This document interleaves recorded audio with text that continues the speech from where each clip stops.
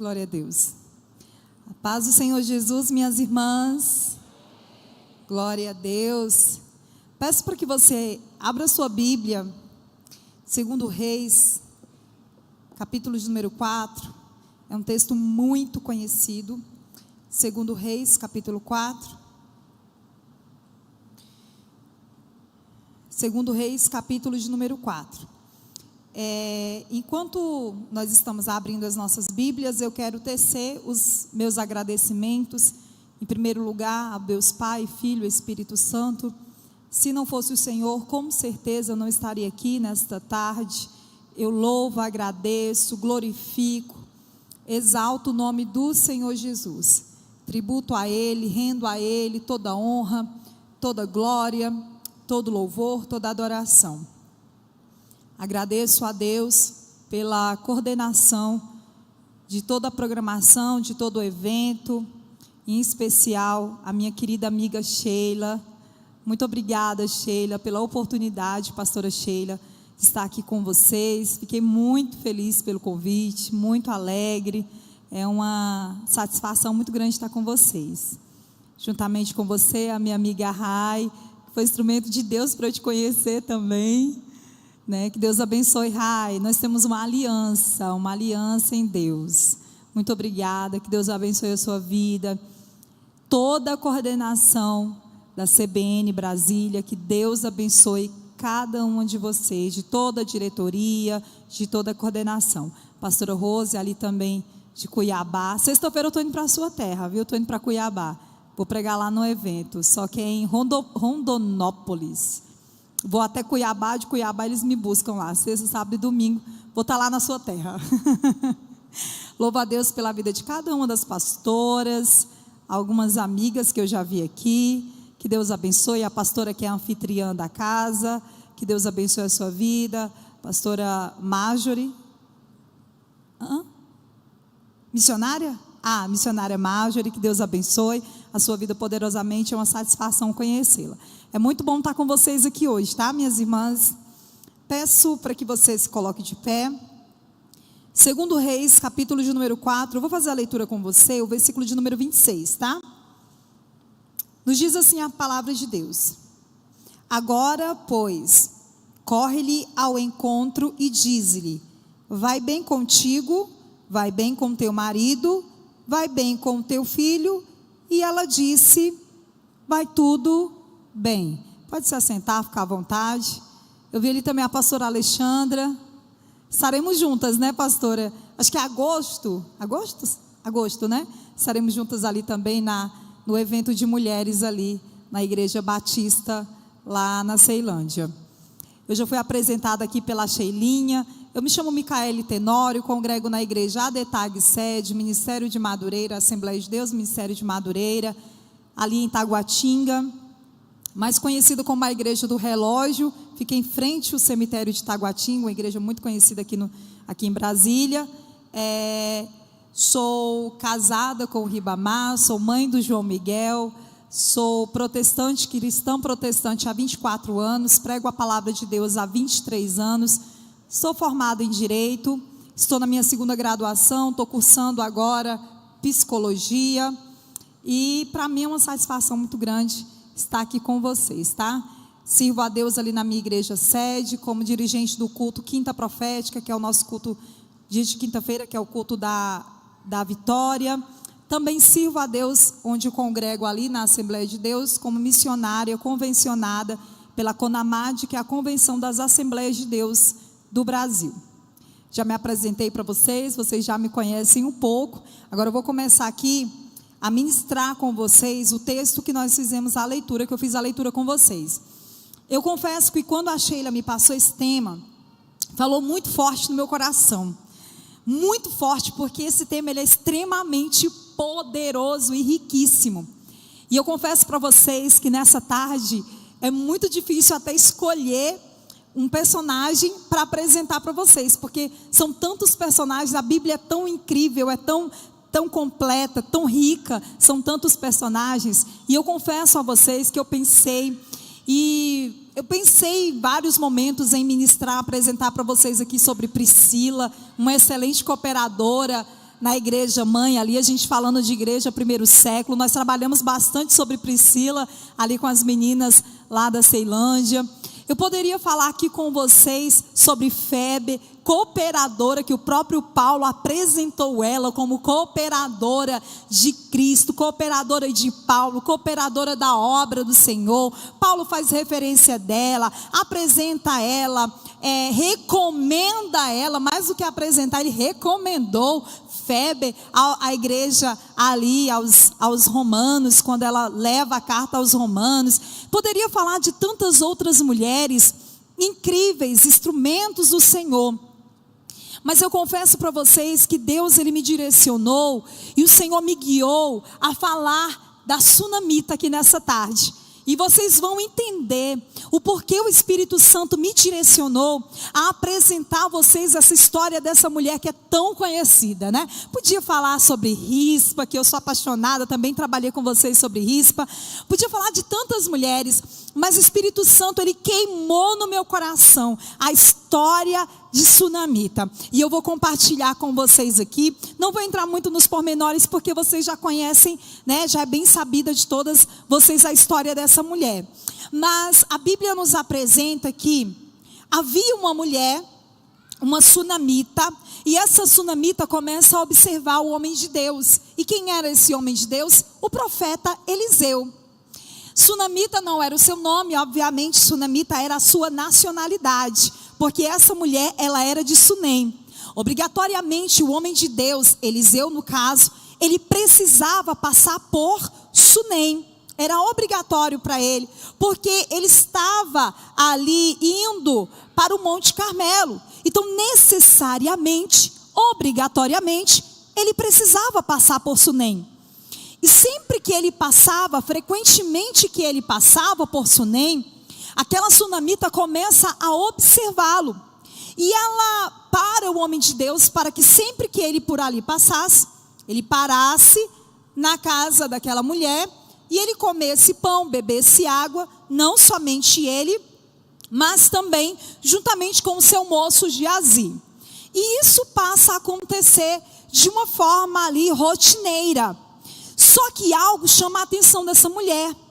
Ela começa a observar mais ainda aquele homem, porque nós mulheres, nós observamos os detalhes, nós somos detalhistas.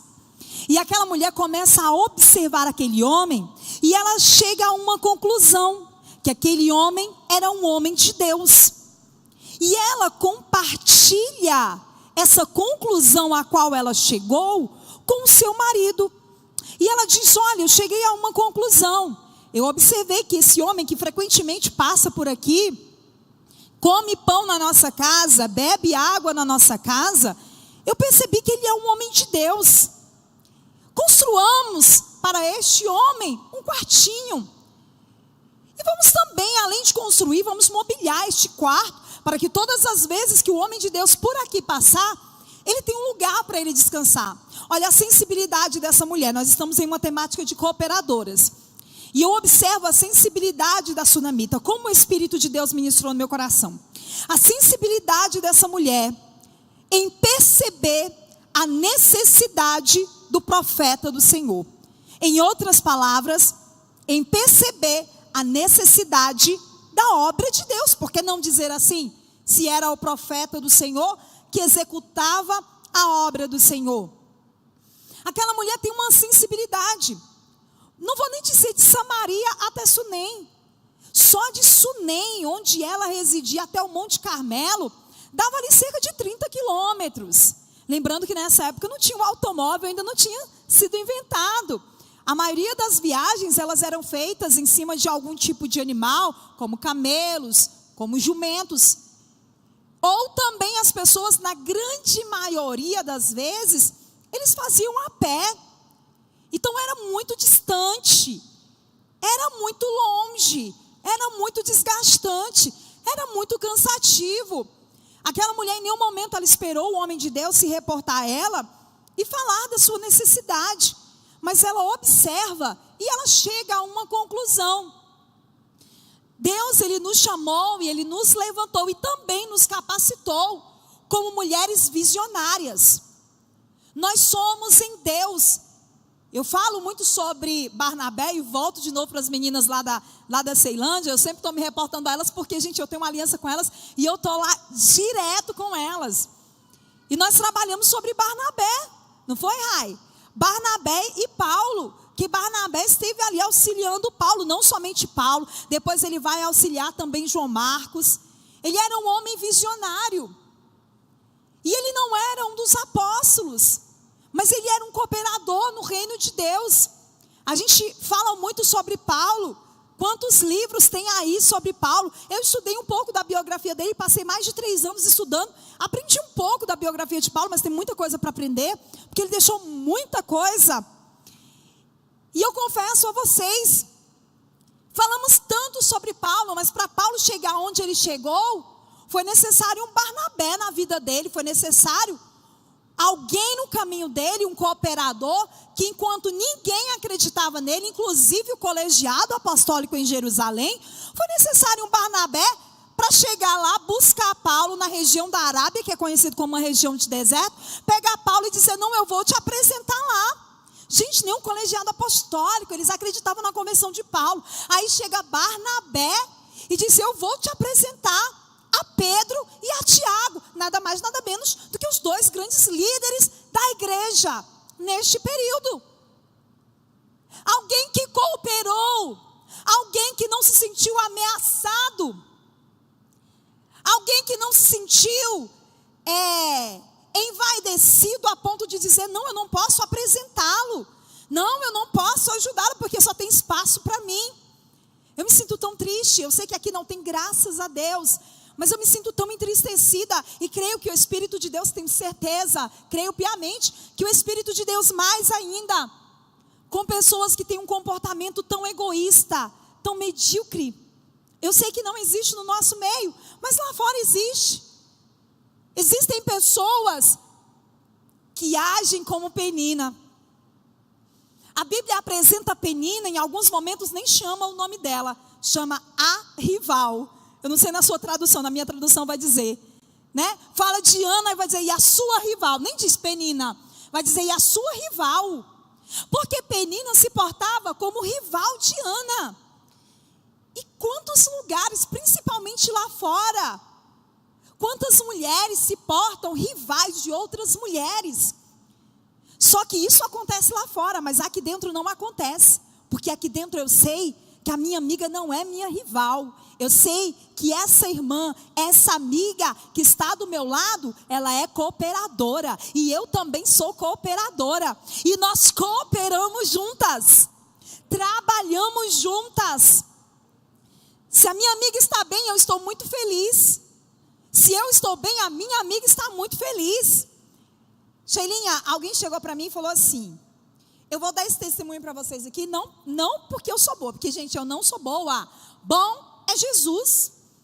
E uma pessoa chegou para mim e falou assim, Micaele, eu observo você, segundo, né, a concepção dessa pessoa, segundo a interpretação dela, segundo o que ela me mediu com a régua dela.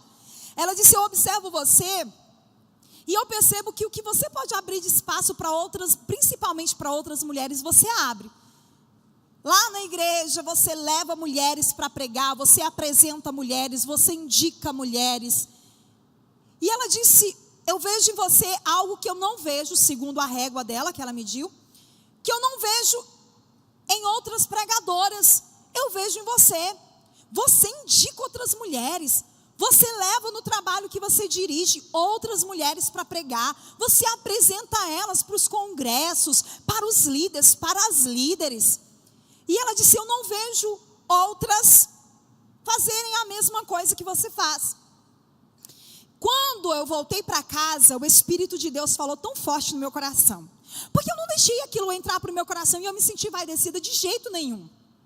Mas quando eu voltei para casa, o Espírito de Deus falou comigo, ele disse, Micaele, sabe por que você faz para elas? Porque enquanto você faz para elas, eu faço para você. Você abre portas para elas, eu abro portas para você. Mesmo que nenhuma te retribua, você não faz esperando que alguém te retribua. Mas eu sou galardoador, porque existe algo, irmãos, e é bíblico, que é a lei da semeadura. É infalível, é bíblico. Aquilo que você plantar. Ah, mas eu plantei honra na vida daquela pessoa e ela nunca me honrou de volta. Então você não está plantando honra, você está barganhando, porque você está esperando algo em troca.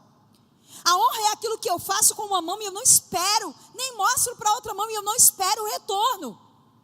Porque quando você faz para o outro, a lei da semeadura é infalível. Você lembra de Saul e você lembra de Davi. Davi honrou Saul até o último momento. Não, perdão, vou melhorar. Davi honrou Saul até depois da morte de Saul. Saul já tinha morrido. Davi vai lá, manda procurar onde estavam os restos mortais de Saul, porque tinham pegado, tinham roubado os restos mortais dele, do seu filho Jonatas. Mandou pegar o dos 7 descendentes que foram lá na história da Rispa. Mandou pegar tudo e mandou o quê? Sepultar com honra. Mas Saul em vida, ele não honrou. Ele teve várias oportunidades de honrar Davi, mas ele não honrou. E Davi continuou honrando a Saul mesmo depois da sua morte. Irmã Micaele, Saul não honrou Davi, não honrou, mas ele plantou honra, então ele colheu honra. Saul não honrou Davi em vida, mas quem honrou? Deus. Mesmo que a pessoa seja ingrata com você, mesmo que ela nunca reconheça, você pode ter a plena certeza, a absoluta convicção, que tudo aquilo que você plantar, o próprio Deus fará você colher. Coopere com amor, coopere com alegria, continue servindo com gratidão. E essa mulher, ela chega ao seu marido, ela diz: construamos um quarto para o homem de Deus. Olha que coisa linda, quem teve a ideia, o marido ou ela? Ela teve a ideia, mas o que ela fez? Ela trouxe o marido para dentro do projeto que Deus deu para ela. Porque a mulher de Deus, a mulher sábia, a mulher cooperadora, ela nunca vai usurpar o lugar do marido. Ela sabe que o lugar do marido é do marido, ela sabe qual é o lugar dela. O lugar dela é de auxiliadora, ajudadora. Ela pode, vou falar baixinho, não, vou falar alto porque eles não estão aqui, né? Segredo nosso, ela pode ser mais inteligente do que ele. Ah, nós somos, não somos? Ah, claro que nós somos, mais inteligentes, mais bonitas. Mas ela nunca vai usurpar o lugar que é do homem. Se você observar, este homem, não sabemos o nome dele, ele é um homem completamente sem iniciativas. Ele não tem nenhum tipo de iniciativa. Você encontra alguma iniciativa desse homem? Ele não tem. Ele não tem nenhum tipo de iniciativa. Sempre quem tem atitude, ela. Você percebe que é ela que tem atitude, não é ele? Mas você entende que em nenhum momento, mesmo ela tendo a atitude, mesmo ela tendo os projetos, Deus dando para ela, ela sempre faz questão de agregar e trazer o marido para junto do projeto que Deus deu para ela. Tem muitas mulheres que passam problemas seríssimos. Mulheres que têm ministério. Mulheres que pregam, mulheres que cantam, mulheres que exercem algum ministério, principalmente na igreja, enfrentam muitas dificuldades dentro da sua casa, nos bastidores com seu marido, com seus maridos. Por quê? Por falta de sabedoria. Porque muitas vezes Deus deu o projeto para você, Deus te deu um discernimento, mas você pode trazer o seu marido, deve, traga o seu marido junto com você. Às vezes a gente convida muito a colega, a amiga, mas traga o seu marido junto com o projeto que Deus te deu na sua vida. Eu não estou falando nesse evento especificamente, tá?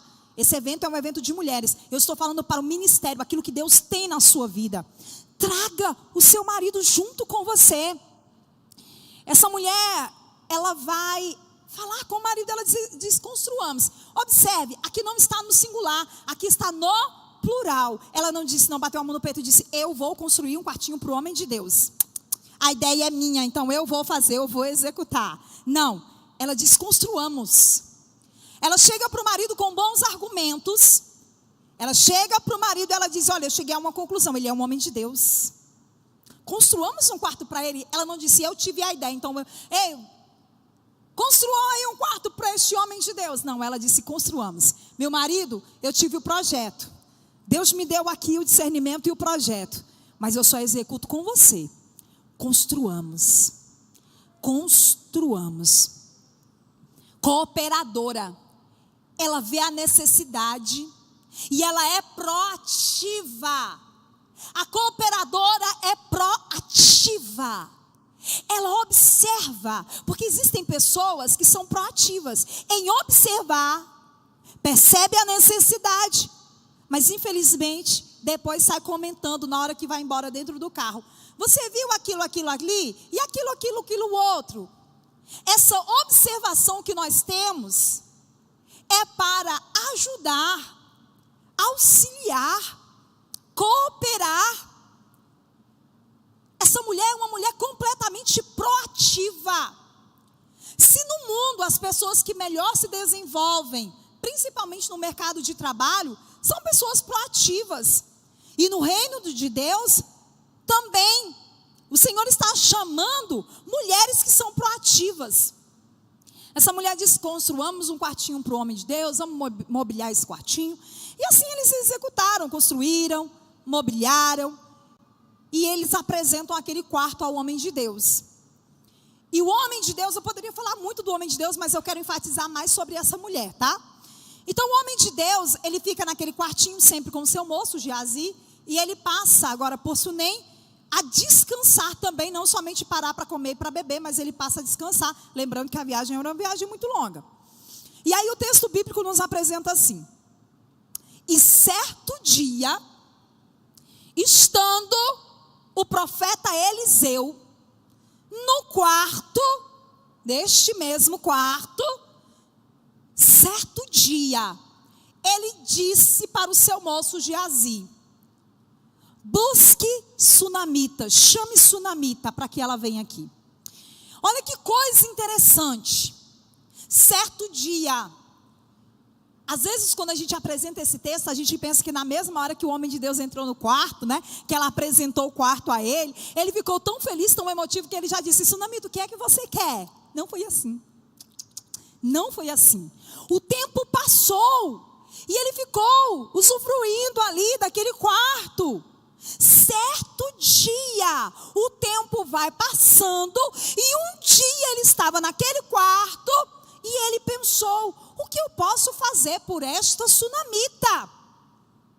Você percebe que tudo aquilo, minha irmã, que você tem feito em prol do reino de Deus, e quando eu falo reino de Deus, eu falo igreja, eu falo casa, eu falo família, eu falo vizinhança, tudo que você tem feito, uma visita que você faz a um sogro, um almoço que você faz a uma sogra, vou falar, porque às vezes falam tanto do sogro, da sogra, principalmente da sogra, né? O mundo é cheio de piadinhas sobre as sogras, mas isso é o mundo, porque o que a palavra de Deus me ensina é diferente. Ou com a nora, não é? A sogra com a nora, a piadinha, ou com o genro, mas o que a palavra de Deus me ensina é totalmente diferente. A palavra de Deus me ensina acerca de Ruth e Noemi, uma nora e uma sogra, que tinham uma aliança. Uma nora que não abandonou a sua sogra na velhice, e quando ela não tinha nada a lhe oferecer. Mas em contrapartida, esta mesma sogra aconselhou com muita sabedoria a sua nora, e ela foi bem sucedida por causa de Deus em primeiro lugar, e segundo os conselhos da sua sogra. Um amor verdadeiro, que a gente usa, a gente vê muito, né? Naqueles enlaces matrimoniais, aonde tu fores eu irei, o teu Deus é o meu Deus, o teu povo é o meu povo. Os casais e namorados usam muito este verso. Mas esse verso é uma declaração de uma nora para a sua sogra. Olha que coisa mais linda.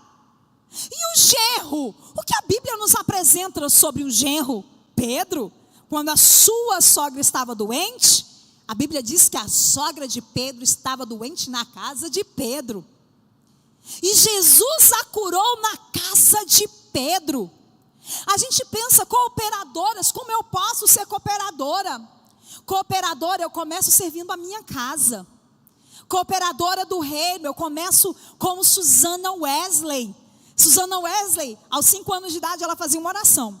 E ela pedia para que ela fosse um luzeiro de Deus na Inglaterra. 5 anos de idade, coisa linda, né? Eu tenho um filho de 6 anos de idade, eu fico imaginando.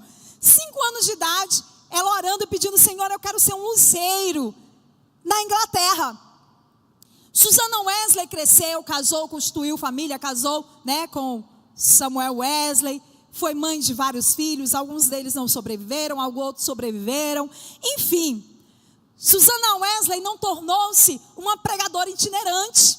Lembrando que nessa época também, né, nós estivemos ali pegando história da igreja, especificamente sobre algumas mulheres. Encontramos sim a história de algumas mulheres. Inclusive eu vou deixar uma deixa aqui para vocês, se quiserem anotar. Existe uma professora, ela é uma pernambucana, mas ela mora em São Paulo. Se você quiser, anote esse nome, Ruth Salviano. Gente, eu tenho quase todos os livros dessa mulher. E ela, todos os livros dela, tem alguém aqui que conhece a doutora Ruth? Ah, coisa boa, né? Aí, ó, coisa boa, gente. Todos os livros dela começam com a história da mulher. Aí ela vai dizer, a história da mulher no cristianismo, a história da mulher no pentecostalismo, a história da mulher no início da igreja, a história da mulher na perseguição, na reforma, enfim. Aqui no Brasil, ela fala sobre algumas mulheres batistas, influentes aqui no Brasil, começando ali o protestantismo, especificamente no Brasil. Então assim, essa mulher apresenta inúmeras mulheres, inclusive pregadoras itinerantes, tá? Mas voltando a Susana Wesley, ela não tornou-se uma pregadora itinerante, mas ela tornou-se uma excelente mãe. Não estou dizendo que ela não pregou, né? Na ausência do seu marido, Samuel, na ausência dele, ela não pregava na capela, mas ela pregava em casa. A história conta que ela reunia os filhos, os criados, e começou a pregar para eles, na ausência do seu marido. Em algumas ocasiões, que não vou entrar nos pormenores, que ele não pôde estar em casa. E quando ele se ausentava e ficava meses ausente, ela começou com aquelas reuniões na casa dela, e a biografia de Susana, inclusive a de John Wesley, filho dela, conta que os vizinhos começaram a ir para essas reuniões, a ponto que a casa já não estava mais suportando tantas pessoas, não estava mais cabendo tantas pessoas. Mas Susana não era aquela pregadora de púlpito, até porque a igreja nessa época não permitia, a igreja deles, né, do pastor Samuel especificamente, embora ela seja conhecida como a mãe do metodismo, que vai dar um pontapé inicial para muitas mulheres ministrarem lá na metodista, ali de John Wesley. Essa mulher não tornou-se uma grande pregadora itinerante, ou uma grande pastora, mas ela se tornou o quê? Uma excelente mãe. Ela criou, educou, alfabetizou, ensinou os seus filhos com uma excelente educação nos preceitos da palavra de Deus, do cristianismo. Seus filhos foram ensinados, alfabetizados por ela, a ponto que entraram em universidades, como a Universidade de Oxford. Inclusive, um dos seus filhos, John Wesley, que é o mais conhecido, também Charles Wesley, muito conhecido também. Fizeram uma obra, Charles tocava, cantava e John Wesley pregava. John Wesley é conhecido como Tição tirado do fogo, o grande avivalista da Inglaterra, que trouxe o avivar, foi instrumento de Deus na Inglaterra para trazer o avivamento, para influenciar os Estados Unidos e para revolucionar o planeta Terra. E até hoje nós somos influenciados por John Wesley. Essa mulher, ela tornou-se uma excelente mãe. Ser cooperadora do reino de Deus é eu saber que eu posso cooperar E que Deus tem um ministério na minha vida. De todas nós, Deus tem um ministério. Tem algumas aqui que se eu entregar o microfone, eu achei ele entregar o microfone, elas vão falar melhor do que a irmã Micaele. Gente com uma ousadia, com uma sabedoria, uma hermenêutica, uma homilética, uma exegese, um oratório, uma retórica, que você vai ficar, meu Deus, que coisa linda, de você ouvir, de você ver, cheia da graça do Espírito Santo de Deus. Tem outras que se você entregar o microfone, ela desmaia, ela cai dura. Não dá o microfone para ela, que ela nunca mais volta aqui, pelo amor de Deus, ela não volta mais em nenhuma reunião. Mas por quê? Porque talvez o chamado dela não é com o microfone. E eu não posso forçar. Eu não posso obrigar e dizer, você tem, você pode, você é. Não. Eu preciso ter o discernimento para aquilo que Deus chamou essa mulher. Talvez se entregar o microfone, ela cai dura e desmaia. Mas ela, o ministério que Deus entregou para ela foi dentro da casa dela. Como excelente nora, como excelente sogra, como excelente mãe, como excelente esposa, como excelente profissional, como excelente vizinha. Deus, Ele tem um chamado com cada uma de nós. Nenhuma de nós é inútil no reino de Deus. Para todos Ele entregou o talento. Lembra-se da parábola? A uma Ele entregou um talento, a outra Ele entregou 3, a outra entregou 5, a outra vai lá e entrega 10. Ninguém ficou sem nenhum talento. Todos ali naquele primeiro momento receberam pelo menos um talento. Deus te chamou para cooperar, sim. Cada uma de nós tem um chamado em Deus. O chamado dessa mulher começa ali com o reino de Deus. Começa servindo o profeta. Quando o profeta diz, Sunamita, o que você quer? Aquela mulher diz assim, olha, ele vai dizer assim, eu sou amigo do rei e sou amigo do general. Qual favor você precisa? Em outras palavras, ele estava dizendo o quê? Eu sou amigo das 2 maiores autoridades. Rei, general. Qual é o favor que você precisa? Aquela mulher é uma mulher tão sábia. Ela fez sem esperar receber nada em troca. Sabe o que ela vai dizer? A tua filha não precisa de nada. Eu habito no meio do meu povo. Eu habito, Rai, no meio do meu povo. Eu não preciso de mais nada. Você sabe o que é isso? Valorização da família. Mesmo ela tendo falta de um filho, lembra-se, ela não tinha filhos. Mesmo ela tendo falta de um filho, ela era completa e realizada com o que ela tinha. Ela não estava olhando para aquilo que estava faltando. Ela era satisfeita e tinha um coração de gratidão por aquilo que ela já tinha. Existem pessoas que são tão amarguradas, que são tão desagradáveis, porque são pessoas que só reclamam, não conseguem ter gratidão por aquilo que tem, mas só olha para aquilo que não tem e reclama daquilo que não tem. Essa mulher vai dizer, eu habito no meio do meu povo. Em outras palavras, eu posso não ter filho, mas eu habito no meio do meu povo aqui em Sunem. Eu estou satisfeita. Tudo que eu fiz, eu estou parafraseando, tá? Tudo que eu fiz para você foi sem esperar receber nada em troca. Eu trouxe você, homem de Deus, para dentro da minha casa. Eu trouxe você, além que dentro da minha casa, eu ainda mandei construir com o meu marido um quartinho para você, sem esperar receber nada em troca, porque eu observei que você é um homem de Deus. Em outras palavras, traga para perto de você Jesus. Traga para dentro da sua casa pessoas que são de Deus. Faça alianças corretas. Faça alianças com pessoas que carregam a presença do Espírito de Deus. Olha quem essa mulher traz para dentro da casa dela. Olha quem ela traz para o seu ciclo de amizade. Olha quem essa mulher traz para o seu convívio. Percebendo ela que ele era um homem de Deus, ela não se sente satisfeita em dar só pão, mas ela quer trazer trazer ele para dentro de casa, porque ela sabia que aquele homem carregava a presença de Deus. Essa atitude da sunamita vai refletir na sua vida completamente, e não só nesse momento. O homem de Deus pergunta: mas o que você quer? Ela diz: eu não quero nada. E ela sai. Aí o homem de Deus ficou conversando com Geazi. Gente, Geazi, ele era muito inconveniente. Era inconveniente, Geazi.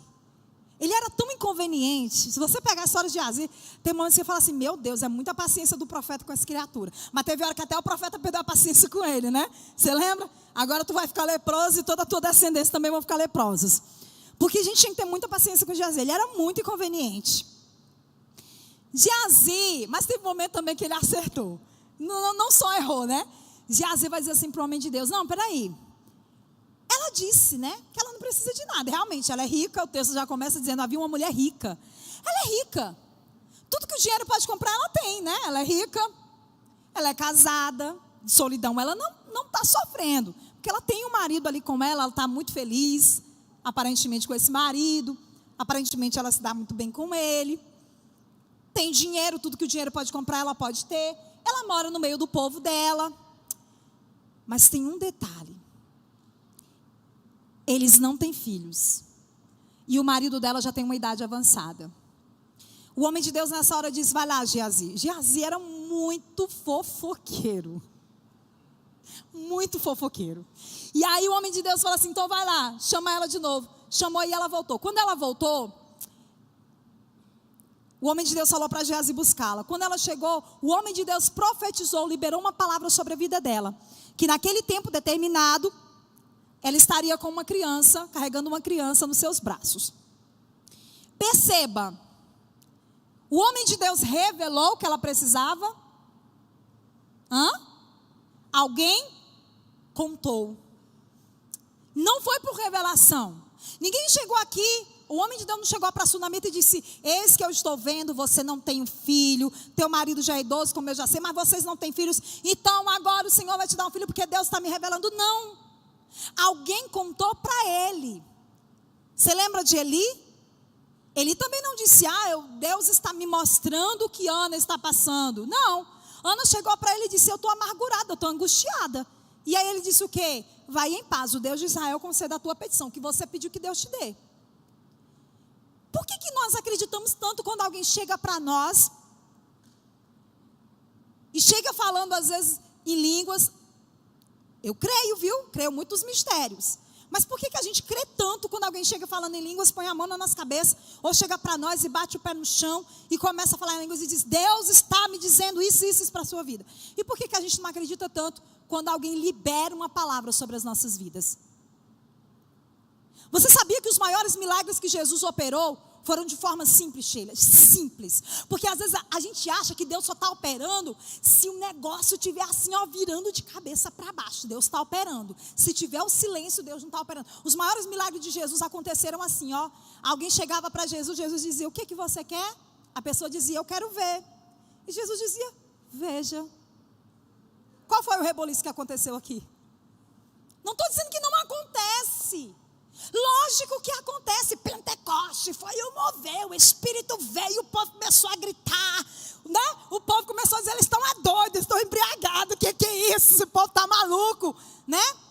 Cheios da graça de Deus. Mas existem momentos e momentos. Rua Azusa, um movimento que revolucionou: poder, glória, unção, graça, manifestação, gritos, manifestação do Espírito de Deus. Mas não significa que quando há um silêncio, o Espírito de Deus não está trabalhando. Não significa. Olha, ele pergunta: o que é que você quer?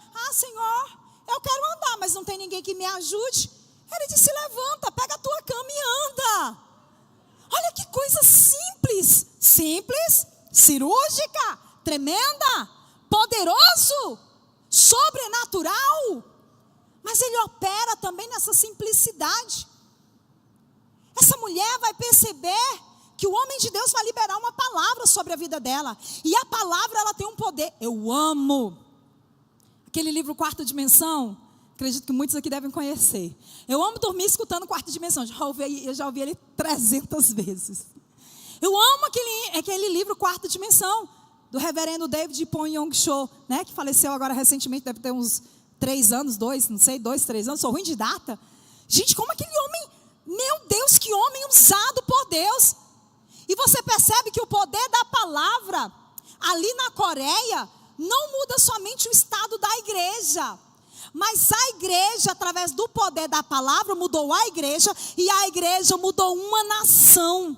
Mudou a economia, mudou a política, mudou a religião, mudou. A Coreia foi extremamente mudada pelo poder da palavra. Porque quando nós entendemos e nos posicionamos com o poder da palavra, Deus nos usa para mudar até mesmo um país. Sim, por que não um país? O que dizer do país de Gales, que foi mudado através de um jovem, Evan Roberts, posicionado em Deus, dos 13 aos 26 anos de idade, orando por Gales. E Deus faz uma revolução em Gales, não somente na igreja de Gales, mas no país de Gales, chegando a entregar 100 mil vidas a Cristo. 100 mil vidas naquela época era a totalidade, era o censo ali, a totalidade do país de Gales. É o mesmo de eu chegar para você e dizer: Deus entregou toda a nação brasileira a Cristo. O posicionamento. Essa mulher, ela recebe aquela palavra que o homem de Deus libera, e ele diz: a este mesmo tempo você carregará uma criança no colo. Olha que coisa incrível, olha que coisa poderosa. Ele liberou a palavra sobre a vida dela, e ele deu data. Ele deu data. Porque o milagre que Deus tem na sua vida, para você gerar e carregar no colo, tem data específica. Deus já datou, foi dito aqui na abertura, que o Senhor já preparou essa ocasião para as nossas vidas. Antes da fundação dos tempos, dos séculos, Deus já tinha, e da fundação do mundo. E eu creio piamente nessa palavra que eu estremeço. Isaías, quando ele vai profetizar acerca do cativeiro babilônico, que é o cativeiro do reino do sul, ele vai falar acerca de Ciro, 150 anos antes de Ciro nascer. Deus está revelando. Gente, nem a mãe de Ciro não tinha nascido ainda. 150 anos antes, Deus está falando de Ciro. Deus está dizendo que ele é o servo dele, a quem ele pega pela mão, a quem ele vai usar para um propósito de Deus, ali para realizar no reino, no povo de Deus, em Judá, em Jerusalém, para subjugar os babilônicos, libertar ali os judeus que estavam debaixo daquele jugo. Deus usa Isaías 150 anos antes. Eu vou falar uma coisa aqui para você, e eu peço ao Espírito de Deus que grave no seu coração. O nosso Deus não é Deus de aleatoriedades. Deus não é Deus de aleatoriedade. Deus não é Deus que muda. Obrigada, meu amor. Deus não é Deus que muda de ideia, como eu, por exemplo. Eu sou muito aleatória, tá? Às vezes eu penso de repente: ai gente, eu tive uma ideia, vou fazer essa ideia, vou executar agora porque eu decidi, eu pensei agora. Deus não. Deus, ele é organizado. Deus não é Deus de aleatoriedade. Deus é Deus de propósito. Antes de Ciro nascer, Deus estava dizendo: o nome dele vai ser Ciro. Nem a mãe não tinha escolhido o nome ainda, nem a mãe estava gerando, e Deus estava dizendo: o nome dele é Ciro. Eu tenho um propósito com ele, e ele vai cumprir o meu projeto na terra. Ainda que ele não me conheça, eu conheço ele. O nome dele vai ser tal, e ele vai cumprir o meu propósito na terra. Deus não é Deus de aleatoriedade. Deus é Deus de propósito. Ele te escolheu antes da criação. Dessa terra, ele já tinha te escolhido, e ele já tinha um projeto com a sua vida. Não foi simplesmente assim: nesse dia de hoje, Deus pensou: nesse dia de hoje, pensando bem, vou fazer isso na vida dela. Não. Deus, ele não é Deus de aleatoriedade. Deus é Deus de propósito. Ele cumpre o seu propósito. E ele já tinha um propósito, ele já sabia o seu nome. Ele já sabia o seu nome antes de você nascer. E ele já tinha um propósito com a sua vida. E ele dá uma data. Ele dá a data que aquela mulher carregaria aquela criança. A data foi liberada.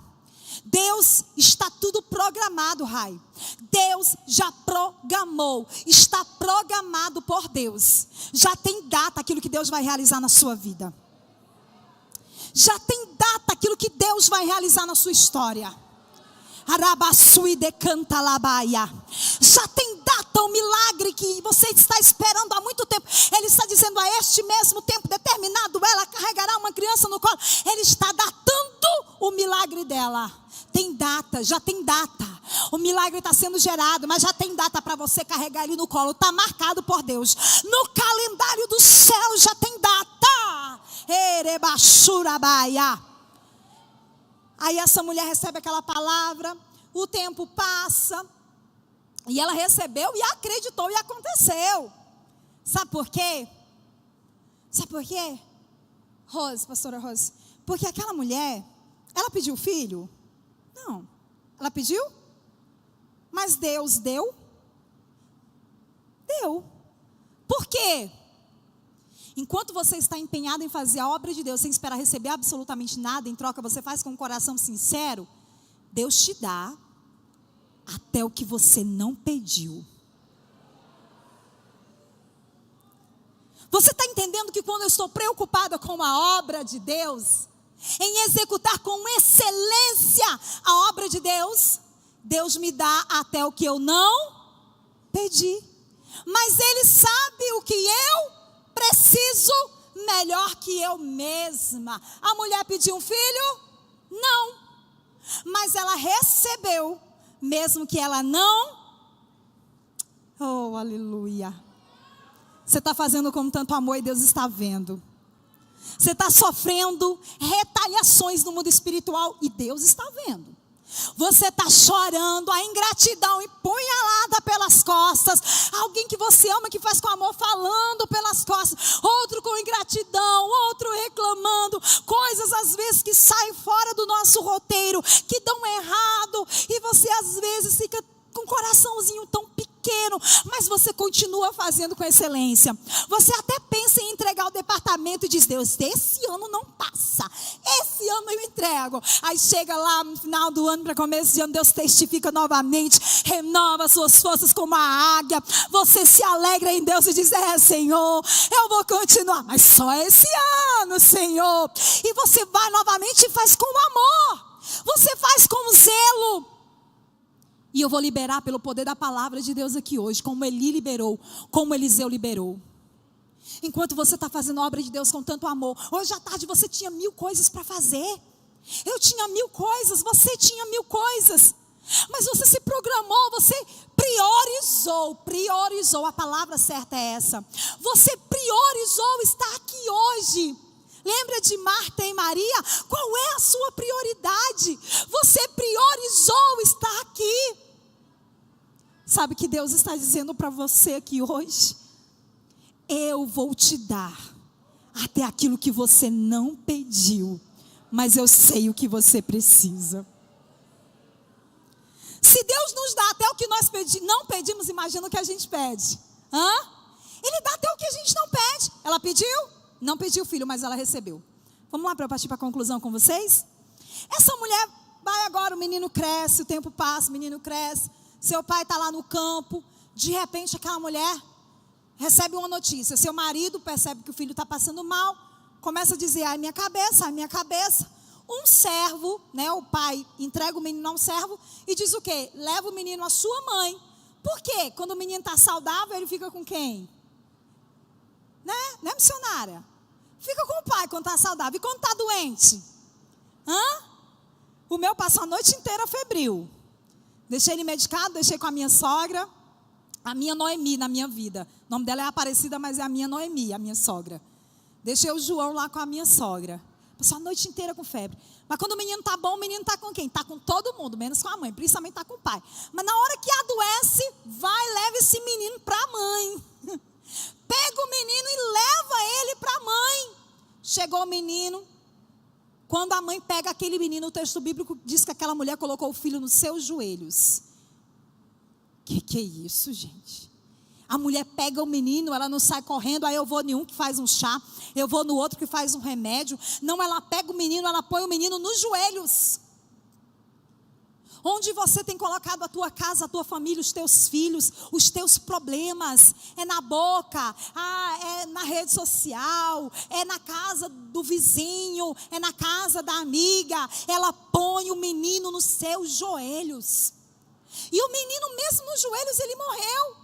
Eu disse, Deus, mas o menino estava no joelho, não era para o menino ter morrido. Senhor, olha que coisa tremenda. A mãe põe o menino no joelho e o menino fica bom. Eita glória, então uma mensagem poderosa. Mas Deus falou comigo, Micaela, eu estava provando aquela mulher, mostrando para ela que se eu tivesse curado o menino nos joelhos, eu estava curando, então eu estava fazendo algo que é difícil. Mas eu estava mostrando para ela que eu não sou Deus que faz só o que é difícil. Eu sou o Deus que faço aquilo que é impossível. Quando a situação, mesmo você orando por ela, ela se tornar impossível, não é porque Deus não está te ouvindo, pelo contrário. É porque a glória vai ser muito maior do testemunho daquilo que Deus vai realizar. E Ele está mostrando que Ele não é o Deus somente do difícil, Ele é o Deus do impossível. O menino morreu, aquela mulher agora pega o menino, coloca dentro do quarto do homem de Deus. E aí ela tinha pressa, ela tinha muita pressa. Ela podia sair correndo, nossa, disparado, e se encontrar com o homem de Deus. Esse período era um período muito quente, tá? Os historiadores dizem que era um período muito quente. Aquela mulher podia sair correndo desesperada. Mas mais uma vez, essa mulher, ela traz o marido para o projeto. Ela não passa à frente do marido. Ela não usurpa a autoridade do marido. Nem a pressa faz ela usurpar a autoridade do marido. Existem coisas que a gente tem pressa, mas a pressa não pode me tirar os princípios da palavra de Deus para a vida de uma mulher de Deus. Eu tenho pressa. Mesmo eu tendo pressa, tem algo que é importante eu falar com o meu marido. E o marido dela pergunta, ué, o que você vai fazer lá hoje? Não é sábado, não é lua nova, em outras palavras, não é dia de culto. O que você está indo fazer lá? E ela diz, vai tudo bem. Você sabe por que ela disse vai tudo bem, Sheilinha? Sabe por quê? Sabe por quê, Rai? Sabe por que ela disse vai tudo bem? Porque provavelmente se ela tivesse falado para o marido dela que o menino estava morto dentro do quarto do profeta, o marido ia dizer, vamos enterrar o menino. Ia sofrer? Lógico, provavelmente o marido mesmo sofrendo ia dizer o quê?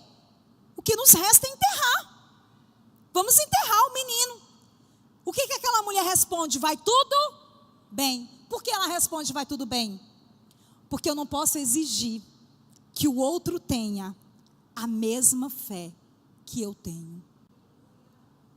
Tem momentos que o projeto vai estar morto e eu tenho que dizer para alguém que ele está vivo. Eu tenho que dizer para alguém que, aliás, que está tudo bem, né? Não posso mentir. Mas eu tenho que dizer que está tudo bem.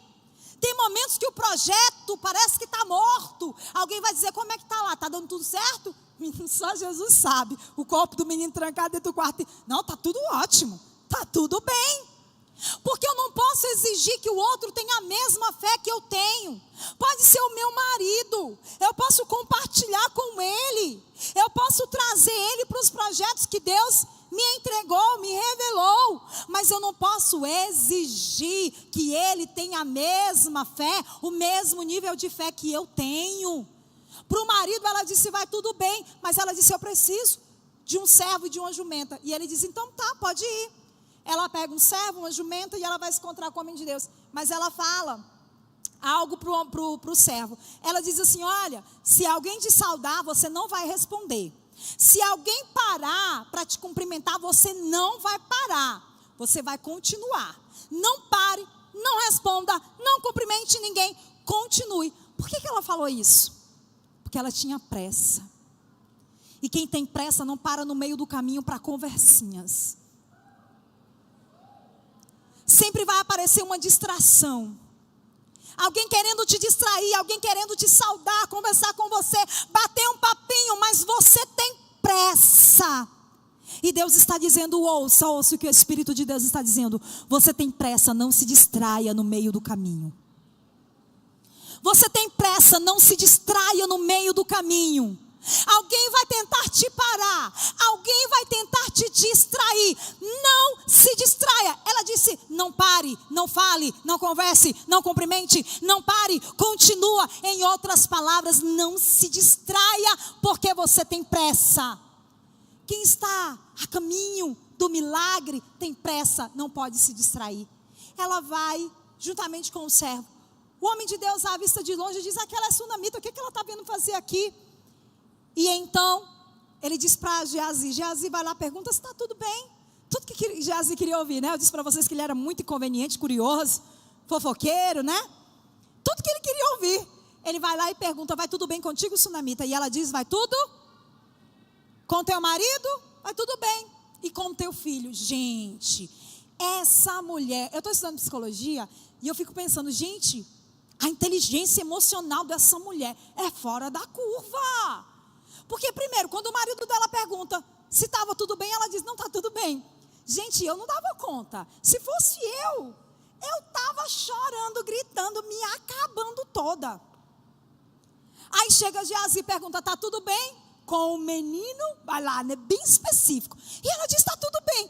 Que inteligência emocional que essa mulher tem. Sabe o que nós precisamos? Espiritualidade, muitas de nós já têm. Glória a Deus por isso, aleluia, isso é maravilhoso. Muitas de nós já têm espiritualidade. O que nós precisamos é melhorar a nossa inteligência emocional. Porque tem momentos que a gente tem que segurar o choro e soltar na hora certa. Quando ela chega para o homem de Deus, aí ela se lança nos pés dele. Aí é uma Micael na vida, né? E começa a chorar nos pés de Geazi, tenta arrancar ela. E o homem de Deus diz: deixe ela aqui. Deixe ela chorar. Porque tem um momento certo. Eu vou ter que dizer. Tem momento, minha irmã, que o sangue está dando no meio da canela, mas você não pode chorar, não. Você não pode sangrar perto de tubarão, não. Você vai dizer: vai tudo bem. Mas na hora certa você vai chorar. Na hora certa você vai jogar aquele choro todo para fora. E ela chora. E ela chora. E ela chora. E ela coloca tudo para fora. Eu disse: Deus, já encerrei aqui com vocês. Ela disse assim: eu disse: Deus, por que essa mulher disse que estava tudo bem para o homem de Deus? Aliás, para Geazi. E por que ela não disse que estava tudo bem para... Por que ela disse que estava tudo bem para Geazi e para o homem de Deus ela chorou e contou toda a história? Por quê? Sabe o que Deus me respondeu? Aquela mulher sabia que não adiantava ela contar os problemas dela para quem não podia. Você também já entendeu. Fica de pé, por favor. Aleluia. Inteligência emocional. Pastora Sheila, eu vou ministrar aqui hoje o que Deus mandou ministrar sobre a vida de vocês em oração. Porque o Senhor me diz que essas mulheres estão aptas espiritualmente. O Senhor me diz que essas mulheres estão niveladas espiritualmente para uma grande obra. E são um grande exército de Deus. Exército de mulheres que carregam tocha nas mãos. Um exército de mulheres que carrega a presença de Deus. Porém, o Senhor está me mandando orar aqui hoje por inteligência emocional. Porque a espiritualidade, ela precisa de inteligência emocional. A mulher de Deus, a cooperadora do reino, ela precisa de inteligência. Tem pessoas lá fora que chamam que a mulher que é fria, ela é fria. Não, não é a mulher que é fria. É a mulher que tem inteligência emocional. Ela não é fria. Ela sabe a hora que ela não pode chorar. E ela sabe a hora que ela pode chorar, gritar, cair nos pés. Ela sabe a hora que ela tem que dizer: está tudo bem, mesmo não estando tudo bem. E ela sabe a hora que ela pode contar tudo. E para quem ela pode contar que as coisas não estão indo muito bem. Você é uma cooperadora do reino. Uma mulher que coopera com seu marido. Ela cooperou com o marido, lembra? Ela trouxe o marido para os projetos. Uma mulher que coopera com a obra. Lembra que ela cooperou com o profeta, construindo o quarto para o profeta, etc e tal, já falamos. Ela foi uma mulher que cooperou com o filho. Quando o filho morreu, ela foi lá, botou no joelho, fez de um jeito, fez de outro. Ela coopera com o marido, ela coopera com o filho, ela coopera com o profeta, ela coopera com a obra de Deus. Mas em todos os momentos você vê essa mulher usando de inteligência emocional. Deus hoje está te dando inteligência emocional para você cumprir aquilo que Deus tem e para você continuar cumprindo com melhor excelência aquilo que Deus tem para a sua vida. Ela diz: homem de Deus, eu não saio daqui se você não for comigo. Geazi, gente, de novo, conveniente. O homem de Deus dá o bordão, Geazi pega, passa apressadamente à frente do homem de Deus. Ele tinha chamado, ele estava sendo ensinado, Sheila? Estava. Ele estava sendo ensinado.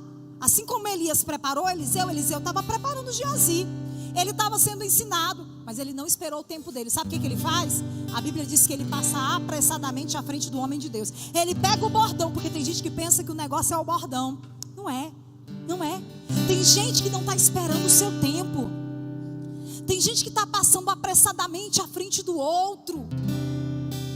Ele passa, chega lá, tenta ressuscitar o menino, não acontece nada, nada, nada. Mas ela diz: eu não saio daqui se você não for comigo. E o homem de Deus vai para a casa dela mais uma vez. Vai para a casa dela mais uma vez. Entra dentro daquele quarto, fecha a porta. A Bíblia diz que ele é instrumento de Deus para ressuscitar aquele menino. O menino dá 7 espirros. Olha que mistério. Deus usa Eliseu para ressuscitar aquele menino. E a Bíblia diz que então ele devolve o menino à sua mãe. Em outras palavras, uma mulher posicionada, ela edifica o marido dela.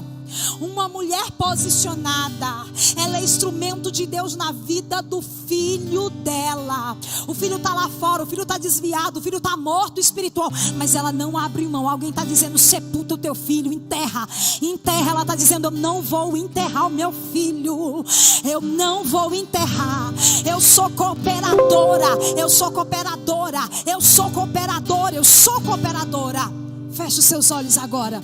Feche os seus olhos agora e nós vamos orar. Pode subir, Sheilinha. Feche os seus olhos agora e nós vamos orar.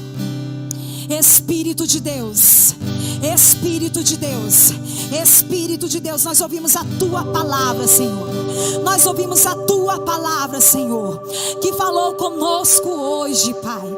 Cooperadoras na Tua casa, no Teu reino, no nosso lar, com o nosso marido, com os nossos filhos, com a Tua obra, Senhor. Oh Deus, dá-nos, Senhor. Arabaçui decanta, eremini andalabaçui. Dá-nos inteligência emocional. Dá-nos inteligência emocional. Rebashure cantalabaia. Ai, ai, ai, ai, ai, ai, ai. Urebandarabassure cantalabaia. Dá-nos inteligência emocional para vivermos com excelência aquilo que o Senhor tem para as nossas vidas, para cumprirmos, ó Deus, a Tua vontade, cooperarmos com o Teu reino, ó Deus, com excelência, em nome de Jesus. Amém? Cooperadoras. Cooperadoras. Cooperadoras. Vocês viverão grandes desafios, dentro e fora de casa. Sheilinha, vem cá, meu amor. Cooperadoras, quero sua mão. Vocês viverão grandes desafios. Assim diz o Senhor hoje para vocês. Eis que o Senhor está dando inteligência emocional para vocês vencerem todos os desafios que se colocarem à frente de vocês. E serão bem-aventuradas, porque a graça do Senhor e a presença dEle repousa sobre a vida de vocês. Aplauda, Senhor.